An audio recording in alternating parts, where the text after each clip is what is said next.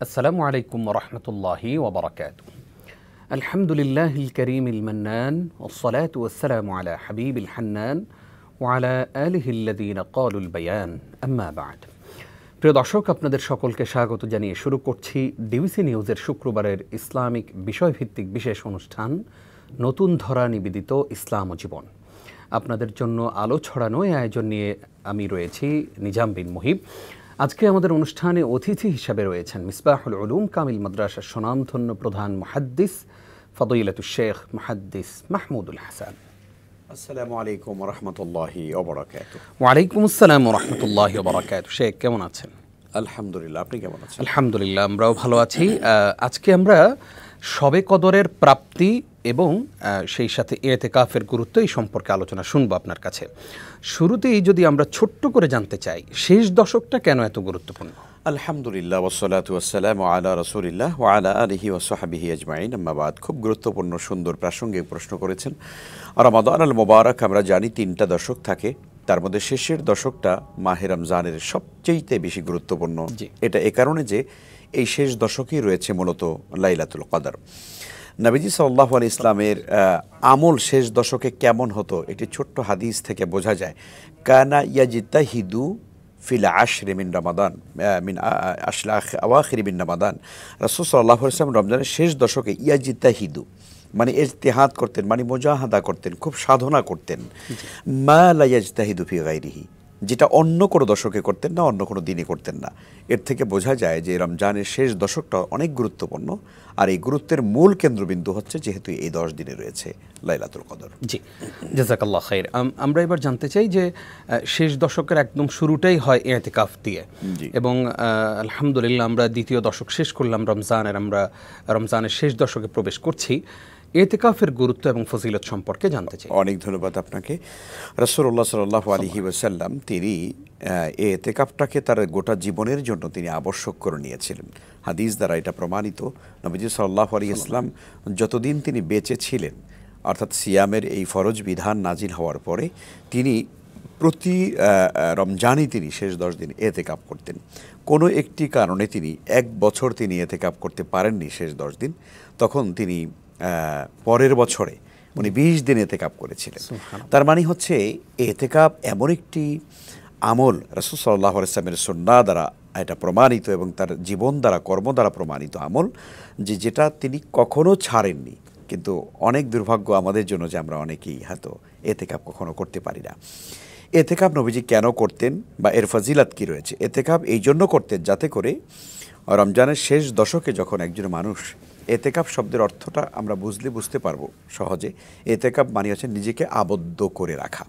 আবদ্ধ করে রাখা কি থেকে, কোন জায়গায়? অর্থাৎ দুনিয়াবী সমস্ত কর্মকাণ্ড থেকে নিজেকে মুক্ত করে আল্লাহর ঘর মসজিদে নিজেকে বেঁধে ফেলা, নিজেকে আটকে রাখা। অর্থাৎ আমি এর বাহির আর যাব না। হ্যাঁ, মানুষের প্রয়োজন তো থাকবে, যেটা একেবারেই মানবিক প্রয়োজন, সেটার কারণে মানুষ আশেপাশে যেতে পারবে, কিন্তু অন্য কোনো কাজে আর সে বাহিরে যাবে না। পুরো সময়টা সে মসজিদে অবস্থান করবে, একাগ্র চিত্তে আল্লাহ সুবহানাহু ওয়া তাআলার ইবাদত বন্দেগী করার চেষ্টা করবে।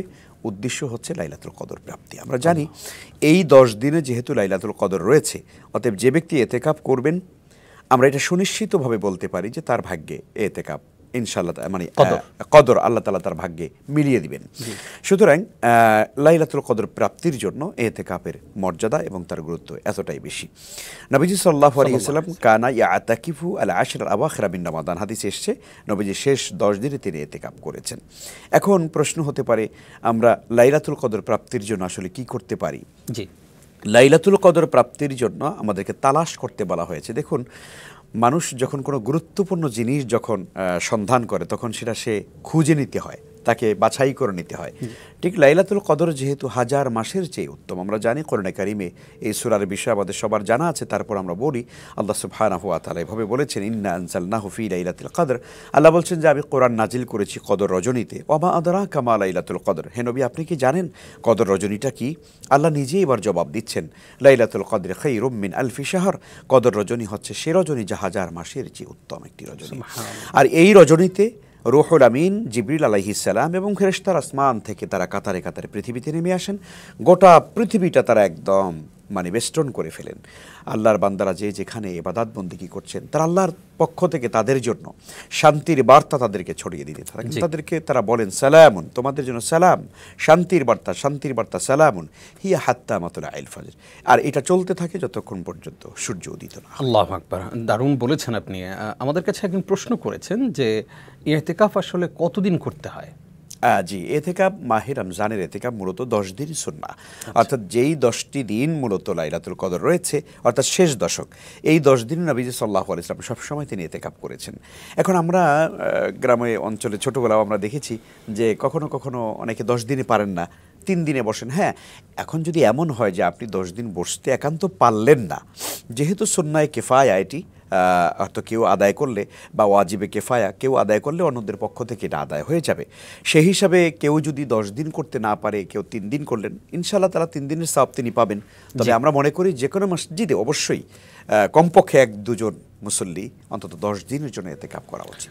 জাযাকাল্লাহ খাইর। এই মুহূর্তে আমাদের সঙ্গে একজন দর্শক আছেন, আমরা তাকে যুক্ত করছি। আসসালামু আলাইকুম দর্শক, নিশ্চয়ই আমাদেরকে শুনছেন? জি, আসসালামু আলাইকুম। ওয়ালাইকুম আসসালাম। জি দর্শক, নাম বলে প্রশ্ন করুন। জি জি, ওয়ালাইকুম সালাম। আসসালামু আলাইকুম। ওয়ালাইকুম আসসালাম। আমি তো রোজা রাখি, কিন্তু ইনহেলার ব্যবহার করি। আচ্ছা, এটা থেকে আমার রোজা কি আমার হবে না হবে না? জি ধন্যবাদ আপনাকে, আমাদের সঙ্গেই থাকুন। শেখ, মাহে রমজানের 20 দিন অতিক্রম হয়ে গেছেন। আমাদের এই দর্শক রোজা রাখেন, ইনহেলার ব্যবহার করেন। ওনার রোজাগুলো হয়েছে কিনা, ইতিপূর্বেরগুলো হয়েছে কিনা, সামনে হবে কিনা? অনেক ধন্যবাদ দর্শককে। আল্লাহ আপনাকে সুস্থ করুন, প্রথমত দোয়া করি। নিশ্চয়ই আপনি হয়তো শ্বাসকষ্টে ভুগছেন, কষ্ট পাচ্ছেন, আল্লাহ আপনাকে শেফায়ে কামেলা দান করুন, সে দোয়া করি আমরা। আর দ্বিতীয় হচ্ছে, আপনি ইনহেলার ব্যবহার করছেন, সেই ইনহেলার ব্যবহার করলে পরে রোজা হবে কিনা। প্রিয় ভাইকে বলছি যে ইনহেলার আসলে মূলত কোনো খাদ্যদ্রব্য নয়, এটি একটি গ্যাস বা মেডিসিন তার মধ্যে থাকে, যেটা মানুষের শ্বাসনালীটাকে ক্লিয়ার করে দেয়। আর ইনহেলার গ্রহণ করবার কারণ এটা বাতাসের মতোই, জাস্ট একটা গ্যাস, এইটা আসলে মূলত স্টোমাক পর্যন্ত পৌঁছায় না। ফলে আপনি এটা ব্যবহার করলে আপনার রোজার কোনো ক্ষতি হবে না ইনশাআল্লাহ তাআলা। ইনশাআল্লাহ। শেখ, এটা ব্যবহার করলে অনেক সময় গলায় একটু তিতা তিতা লাগে, সেটার কারণে কি রোজা? না, কোনো ক্ষতি নেই, যেহেতু আসলে যারা ব্যবহার করেন একান্ত বাধ্য হয়েই তো করেন। আর শরীয়তে এতটুকুন জিনিসকে ইনশাআল্লাহ তাআলা আল্লাহ তাআলা এটাকে ক্ষমা করে দিবেন বলি আমরা মনে করি ইনশাআল্লাহ। প্রসঙ্গত জানতে চাই যে অনেকে আমাদের যারা ডায়াবেটিক পেশেন্ট রয়েছেন, ওনারা তো ইনসুলিন ব্যবহার করেন। দেখা গেল যে সাহারি গ্রহণের আগে ওনারা ইনসুলিন নিলেন, আবার ইফতারের আগে ইনসুলিন নেন। তো যদি ইফতারের আগে ইনসুলিন নেন, রোজার ক্ষতি হবে? না, রোজার কোনো ক্ষতি হবে না। তবে আমরা সাধারণত জানি যে ইনসুলিন গ্রহণ করবার পরে কিছুক্ষণ পরে খাবার খেতে হয়। তো এখন যদি কেউ দুপুরবেলা ইনসুলিন নেয় তাহলে তো মুশকিল হয়ে যাবে, তিনি তো খাবার খেতে পারবেন না। এই জন্য ডাক্তাররাও পরামর্শ দিয়ে থাকেন আপনি ইফতারের কিছুক্ষণ আগে আপনি ইনসুলিন গ্রহণ করবেন, তারপরে আপনি ইফতার যেহেতু করে ফেলবেন। তো রোজা রাখা অবস্থায় ইনসুলিন গ্রহণ করলে ইনশাআল্লাহ রোজার কোনো ক্ষতি হবে না। শেখ, আমরা জানতে চাই যে মাহে রমাদান তো শেষ হতে চললো, আমরা তো রমজানের একদম শেষের দিকে চলে আসছি। দেখা যায় যে যেই দশকটা সবচেয়ে বেশি গুরুত্বপূর্ণ, আপনি বলেছেন যে কদর তালাশ করতে ইতিকাফের দশক, সেই দশকে আমরা আসলে মসজিদে কম যাই, এরপরে মার্কেটে পরিবার নিয়ে, যেখানে রাসূল সাল্লাল্লাহু আলাইহি সাল্লাম পরিবার নিয়ে বাসাবাড়িতে ইবাদত করার কথা বলেছেন, আমরা মার্কেটে কাটাই, ঈদ শপিং নিয়ে ব্যস্ত।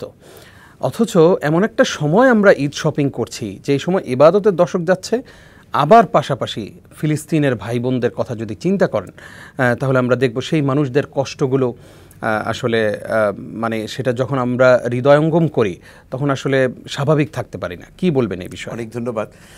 আসলে রমাদান আল মুবারকের শেষ দশকে আমরা যতটা বেশি উদাসীন হয়ে যাই, রমজানের প্রথম দশকে আমরা খুব একাগ্রচিত্তে মসজিদে যাই, ইবাদত বন্দেগী করি, মাঝের দশকটাতেও মোটামুটি আমরা আগ্রহী থাকি। শেষ দশক আসলে যেন আমাদের রমজানটা হালকা হয়ে যায়, মনে হয় এই তো চলে যাচ্ছে অবস্থা, মানে রমজান যে আমরা আগেই বিদায় দিয়ে দিলাম, ব্যাপারটা এরকম হয়ে যায়, উচিত না। আসলে রমজানের শেষ মুহূর্ত পর্যন্ত একদম মানে ঈদুল ফিতর পর্যন্ত আমাদের জন্য রমজানের পুরো আবহ রমজানের পুরো মানে ফ্লেভারটা যেন আমার জীবনে কাজ করে, জি। আমার আচরণে কাজ করে, আমার ইবাদত বন্দেগীর মধ্যে কাজ করে। যেমনটা আপনি বললেন যে শেষ 10 দিনে তো আমাদের বরং উচিত ছিল যে প্রথম দশক মাঝের দশকের চাইতে আরও বেশি বেশি আমাদের ইবাদতের দিকে মনোনিবেশ করা, মনোযোগী হওয়া, যেমনটা রাসূল সাল্লাল্লাহু আলাইহি ওয়াসাল্লাম করতেন। তিনি যে শেষের 10 দিনে তিনি কি করতেন? আহিয়াল লাইলা, তিনি রাত্র জাগরণ করতেন। আমরা জানি হাদিসে এসছে ওয়াশাদ্দাম এজারা, তিনি কোমর বেঁধে নেমে পড়তেন। দেখুন কোমর বেঁধেটা মানে রূপক শব্দ, কিন্তু এটার দ্বারা বোঝা যায় কোনো মানুষ যখন কোনো শক্তিশালী কাজ করবেন অথবা খুব মেহনতের কাজ করবেন অথবা খুব একাগ্রচিত্তে আগ্রহ নিয়ে কোনো কাজ করবেন তখন সে কোমর বেঁধে নেয়। রাসূল সাল্লাল্লাহু আলাইহি ওয়াসাল্লাম এই হাদিসের মধ্যে এটা বলা হয়েছে, তিনি কোমর বেঁধে নিতেন। জি জি শেখ, আমরা আসছি ইনশাল্লাহ। একজন দর্শক আছেন আমাদের সঙ্গে। আসসালামু আলাইকুম। ওয়ালাইকুম আসসালাম। আসসালামু আলাইকুম। ওয়ালাইকুম আসসালাম। জি দর্শক, প্রশ্ন করুন। ভাইয়া, আমি পাবনা বেড়া থেকে শফিউল আলম বলছি। জি জি। আমার প্রশ্ন হচ্ছে যে এই মিলাদ এবং কিয়াম এটা নিয়ে মানে আমাদের এলাকাতে অনেক তর্ক বিতর্ক চলে। তো আমি জানতে চাই কোরআন হাদিসের আলোকে, ওইটার পক্ষে অনেক ওলামা বলেন, বিপক্ষেও বলেন। তো আমার প্রশ্ন হচ্ছে যে কোরআন হাদিসের আলোকে এই কিয়ামটা করা মানে শরীয়ত সম্মত আমরা কিনা? একদম আপনার প্রশ্ন ক্লিয়ার। শুধুমাত্র আপনার এলাকায় নয়, এটা পুরো বাংলাদেশেই অনেক জায়গায় এই সমস্যাটা তৈরি হয়। আমরা জানবো ইনশাআল্লাহ, আপনি থাকুন আমাদের সঙ্গে। শেখ, আপনি শুনলেন মিলাদ কিয়াম নিয়ে আসলে ওনাদের এলাকায় খুব সমস্যা চলছে। অনেক ধন্যবাদ প্রিয় ভাইকে। আল্লাহ তাআলা তার রাসূলের মহব্বত এবং ভালোবাসাকে আমাদের ঈমানের অংশ বানিয়েছেন। আল্লাহ তাআলা বলেছেন কুল ইন কুনতুম তুহিব্বুনাল্লাহ ফাত্তাবিউনি ইউহিব্বুকুমুল্লাহ। হে নবী, আপনি বলে দিন তোমরা যদি আল্লাহর ভালোবাসা পেতে চাও তাহলে তোমরা আমাকে অনুসরণ করো, আমার সুন্নাহকে মেনে চলো, আমাকে ভালোবাসো। আমাকে ভালোবাসো শুধু মুখে নয়, রাসূলকে ভালোবাসি, আমি আশিকে রাসূল, এটা বলা যথেষ্ট নয়। বরং রাসূল সাল্লাল্লাহু আলাইহি ওয়াসাল্লামের অনুসরণের মাধ্যমে তিনি যা করেছেন, যা করতে বলেছেন, সেটাকে মেনে চলার মধ্য দিয়ে ভালোবাসা প্রমাণ করতে হবে। তো দেখুন, রাসূলের ভালোবাসাটা আমাদের ঈমান, আমাদের কালেমার অংশ, আমাদের বিশ্বাসের জায়গা। আমরা জানি লা ইলাহা ইল্লাল্লাহ বললাম, মুহাম্মাদুর রাসূলুল্লাহ বললাম না, আমি কিন্তু পরিপূর্ণ ঈমানদার হতে পারবো না। সেই জন্যে রাসূলের ভালোবাসাটা আমাদের ঈমান, রাসূলের প্রতি বিশ্বাস রাখা, রিসালাতের প্রতি ঈমান আনা, এটা আমাদের বিশ্বাস এবং ঈমানের একটা অংশ, ভালোবাসার অংশ। ঠিক রাসূল সাল্লাল্লাহু আলাইহি ওয়াসাল্লাম তিনি হাদিসের মধ্যে এটা বলেছেন, লা ইউমিনু আহাদুকুম হাত্তা আকুনা হাব্বা ইলাইহি মিন ওয়ালিদিহি ওয়া ওয়ালাদিহি ওয়ান নাসি আজমাইন। তোমরা ততক্ষণ পর্যন্ত ঈমানদার হতে পারবে না যতক্ষণ পর্যন্ত তোমাদের কাছে আমি নবী অধিক প্রিয় না হব তোমাদের পিতামাতা, তোমাদের সন্তান সন্ততি এবং দুনিয়ার সকল আপনজনের চাইতে। তো এই জন্য রাসূলকে ভালোবাসতে হবে সাল্লাল্লাহু আলাইহি ওয়াসাল্লাম, তাকে মহব্বত করতে হবে, কোনো সন্দেহ নাই। কিন্তু সেই ভালোবাসা এবং মহব্বতের প্রক্রিয়া এবং পদ্ধতিটা কি সেটাও কিন্তু আমাদেরকে জেনে নিতে হবে রাসূল সাল্লাল্লাহু আলাইহি ওয়াসাল্লাম থেকে এবং সাহাবায়ে কেরাম থেকে। আমরা যদি সুন্নাহর সেই দর্পণে যদি আমরা সেই ভালোবাসাটাকে দেখার চেষ্টা করি তাহলে আমরা দেখব যে আল্লাহ তাআলা বলেছেন, ইয়া আইয়ুহাল্লাযীনা আমানু সাল্লু আলাইহি ওয়া সাল্লিমু তাসলিমা। তোমরা হে ঈমানদারগণ, তোমরা রাসূলের উপরে দরুদ পড়ো এবং তাকে সালাম দাও। এখন দরুদ কিভাবে পড়তে হয়, সালাম কিভাবে রাসূলকে দিতে হয়, তা কি সুন্নাহ দ্বারা প্রমাণিত হয়নি? তা কি সাহাবায়ে কেরাম করেননি? নিশ্চয়ই করেছেন। তাহলে সেটাই যদি আমরা করতে চাই, সাহাবায়ে কেরামের ভালোবাসাই যদি আমাদের কাছে শ্রেষ্ঠ নমুনা হয়ে থাকে, হযরত আবু বকর রাদিয়াল্লাহু তাআলার ভালোবাসার চাইতে তো আমি বেশি ভালোবাসতে পারবো না। তাহলে সেই ভালোবাসাটা যদি সামনে রাখি তাহলে প্রচলিত অর্থে এই মিলাদ, এই কিয়াম ইত্যাদি আসলে সুন্নাহর দর্পণে, সুন্নাহর আলোকে এটা প্রমাণিত হয়নি। খুবই সুন্দর করে আপনি উত্তরটি দিলেন। আসবো আপনার কাছে আবার ইনশাআল্লাহ ছোট্ট একটা বিরতির পর। প্রিয় দর্শক, আপনারা দেখছেন আপনাদের প্রিয় অনুষ্ঠান জুমাবারের বিশেষ আয়োজন নতুন ধারা নিবেদিত ইসলাম ও জীবন। অনুষ্ঠানের এই পর্যায়ে নিচ্ছি ছোট্ট একটি বিরতি, আমাদের সঙ্গেই থাকুন। প্রিয় দর্শক, আরও একবার স্বাগত জানিয়ে শুরু করছি জুমাবারের বিশেষ আয়োজন নতুন ধারা নিবেদিত ইসলাম ও জীবন। আজকে আমরা শবে কদরের প্রাপ্তি এবং ইতিকাফ নিয়ে আলোচনা শুনছিলাম। আলোচনা করছেন মিসবাহুল উলুম কামিল মাদ্রাসার সুনামধন্য হেড মুহাদ্দিস মাহমুদুল হাসান। উস্তাজ, আপনাকে আরও একবার স্বাগত জানাচ্ছি। আমরা জানতে চাই, আমাদের কাছে কিছু প্রশ্ন আসছে যে জাকাতের টাকায় ইফতার করানো যাবে কিনা। ওনাদের এলাকায় 27 রমজান থেকে একদম শেষ পর্যন্ত ওনারা ইফতার করান গরিব দুঃখীকে। তো জাকাতের অর্থ সেখানে কেউ দিতে পারবেন কিনা? না, জাকাতের অর্থ ইফতারের কাজে ব্যবহার করা উচিত হবে না।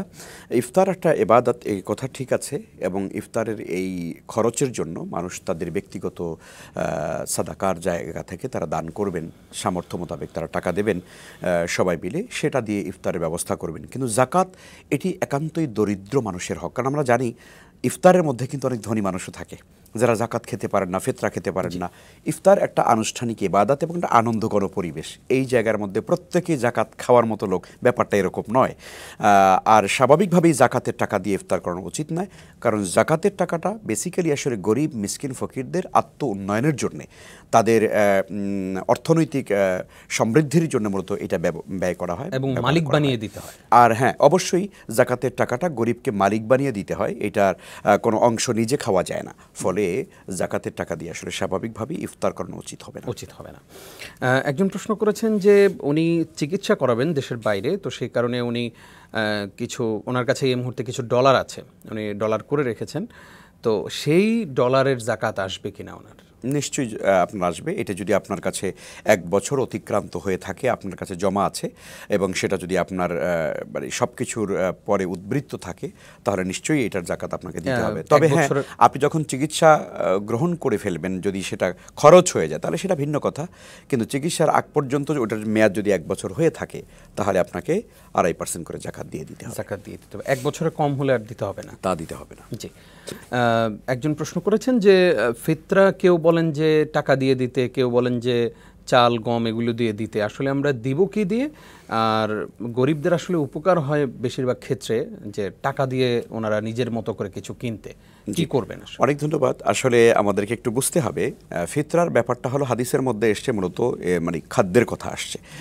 কেন এটা আসছে? যেহেতু যে মানে ঈদের দিনে অন্তত ধনী মানুষেরা যেমন ভালো খায়, আনন্দ করে, গরিব মানুষেরাও যেন ঈদের দিনে অভুক্ত না থাকে এবং তারা যেন মলিন বদনে ধনী মানুষের দিকে তাকিয়ে থাকতে না হয়, সেই জন্যে সমাজের সর্বস্তরের মানুষেরা ঈদের আনন্দে সামিল হবে, মানবতা এক কাতারে এসে দাঁড়াবে, সেই জন্য কিন্তু ইসলাম এই সুন্দর বিধানটা দিয়েছে। অতএব ফিতরার মূল বিধান সুন্নাহ হচ্ছে খাদ্যদ্রব্য দিয়ে দেওয়া। এখন প্রশ্ন হলো, ঈদের দিনে যদি সবাই যদি গরিবদেরকে যদি আটা দিতে থাকে, কথার কথা, তাহলে এই বেচারা এই আটা আবার বিক্রি করতে গিয়ে তার আরেক পেরেশানি পোহাতে হবে এবং সে যথাযথ মূল্যও পাবে না। তো সেই জন্য ওলামায়ে কেরাম মনে করেন, হানাফি মাযহাবে বিশেষ করে এটি এভাবে করে সমাধান দেওয়া হয় যে যেই পরিমাণ ফিতরা আমরা খাদ্যদ্রব্য দিয়ে দিতে চাই বা দেওয়ার সুযোগ আছে, সেই পরিমাণ সমমূল্যের যদি অর্থ যদি আমরা দিয়ে দিই, যেই অর্থটা দিয়ে গরিবেরা তাদের চাহিদা মোতাবেক, তাদের প্রয়োজন মোতাবেক তারা ঈদের দিনে যা কিছু দরকার সেটা তারা ক্রয় করে নিতে পারেন, সংগ্রহ করতে পারেন, তাহলে সেটাও তাদের জন্য হতে পারে। এবং কেউ কেউ বলেন যে এটা যুক্তির বিচারে অনেক সময় শ্রেয়, যেমনটা আপনি বললেন যে টাকা দিলে হয়তো গরিবেরা তাদের মতো স্বাচ্ছন্দ্য মতো তারা গ্রহণ করতে পারেন। তবে এটা ঠিক আছে, কিন্তু হাদিসে যে খাদ্যদ্রব্যের কথা বলা আছে সেটিকে আমরা অ্যাভয়েড করতে পারি না, সেটাকে আমরা বলতে পারি না যে সেটা দেওয়া যাবে না, বরং প্রকৃত সুন্নাহ হলো খাদ্যদ্রব্য দিয়ে একটা প্যাকেজ করে দেওয়া। ঈদের দিনে আপনি কিছু চাল দিলেন, কিছু চিনি, কিছু ময়দা, কিছু আটা, কিছু সেমাই, কিছু গোশত, সব মিলে যদি একটা সুন্দর প্যাকেজ করে গরিবকে দেন, সেটাই বরং শ্রেষ্ঠ হবে। একদিকে হাদিসের খাদ্যদ্রব্যের কথাও আসবে, ঈদের দিনের আনন্দের সঙ্গে সঙ্গতিপূর্ণ হবে। তবে কেউ যদি টাকা দিয়ে দিতে চান, তাহলে তার ফিতরাটাও আদায় হয়ে যাবে ইনশাআল্লাহ। একজন প্রশ্ন করেছেন যে আমাদের সমাজে তো আসলে শবে কদরের নামাজ বলে একটা নামাজ আছে, কেউ 100 রাকাত পড়েন, কেউ 80 রাকাত, কেউ 60 রাকাত। আসলে শবে কদরের কোনো নামাজ আছে কিনা, যদি থাকে সেটার কি ফরম্যাট রয়েছে? অনেক ধন্যবাদ। আসলে শবে কদর বা লাইলাতুল কদরে আমরা ইবাদত করি, ইবাদত করতে হয়, কিন্তু ওই রাতের জন্য বিশেষ প্রক্রিয়ার কোনো নামাজ নেই। আবার আমরা মনে করি যে 100 রাকাত, যেমনটা আপনি বললেন যে এই রাতে বোধহয় 100 রাকাত নামাজ পড়তে হয়। আমরা কয়েকদিন আগে একজন বোনের প্রশ্ন পেয়েছিলাম যে উনি 100 রাকাত নামাজ পড়েন। তো আসলে 100 রাকাত নামাজ এটা মূল লক্ষ্য নয়। মূল লক্ষ্য হচ্ছে যে আপনি আপনার সাধ্য মোতাবেক নামাজ পড়তে থাকবেন। সলাতুল লাইল মাসনা মাসনা, রাতের নামাজ 2 রাকাত করে, অর্থাৎ তাহাজ্জুদ পড়ুন, কিয়ামুল লাইল পড়ুন, আপনি শবে বারাতের বরকতের রাত প্রাপ্তির জন্য নামাজ পড়ুন, যেভাবেই করুন না কেন আপনি 2 রাকাত করে আপনার সাধ্য মোতাবেক আপনি পড়বেন, যতক্ষণ পর্যন্ত আপনার শরীরে করে। তবে চেষ্টা করতে হবে সংখ্যা কোয়ালিটি মানে কোয়ান্টিটি বাড়িয়ে কোয়ালিটি কমিয়ে দেওয়া, এটা উচিত হবে না, বরং কোয়ালিটিটা মেনটেন করার চেষ্টা করতে হবে। কোয়ালিটি যদি কম হয় অসুবিধা নেই। জাযাকাল্লাহ খাইর, অসংখ্য ধন্যবাদ আপনাকে, আপনি কষ্ট করে আমাদেরকে সময় দিয়েছেন সেজন্য অনেক ধন্যবাদ। প্রিয় দর্শক, এই ছিল আমাদের আজকের আয়োজন। আপনারা দেখছিলেন নতুন ধরা নিবেদিত ইসলাম ও জীবন সওয়াল জবাব। আজকের মতো এটুকুই। আগামী সপ্তাহের পর্ব দেখবার আমন্ত্রণ জানিয়ে বিদায় নিচ্ছেন জাম বিন মুহিব। আসসালামু আলাইকুম ওয়া রাহমাতুল্লাহি ওয়া বারাকাতুহু।